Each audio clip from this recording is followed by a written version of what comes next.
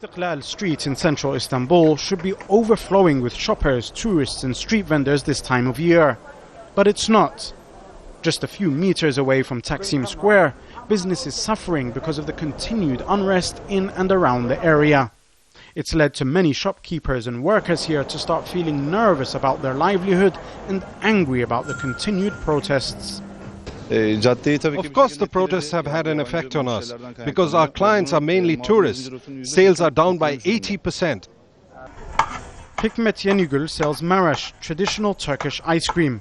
Tourists usually flock to his store, not only for the delicious treat, but also for the entertaining way in which he serves it. But the past few weeks have been the most difficult in all the years he's been selling ice cream. The tear gas and protests have scared everyone away. There are very few people left. I ask Hikmet if he has a message for the protesters. What I want from both sides is for them to reach an agreement quickly. There's no other alternative. But it seems there is still a lot to bridge between both sides. There's been an increased police presence in Taksim Square since Tuesday night's violent clashes. And just a few meters away, some of the more determined protesters remain in Gezi Park, camped out for yet another day. And they say they will not budge on their demands.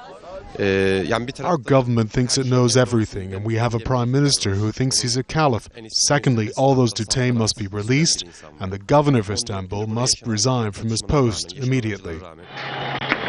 And on the political front, Prime Minister Recep Tayyip Erdogan is maintaining a defiant tone, demanding protesters leave Taksim Square, accusing them of damaging businesses and harming Turkey's image.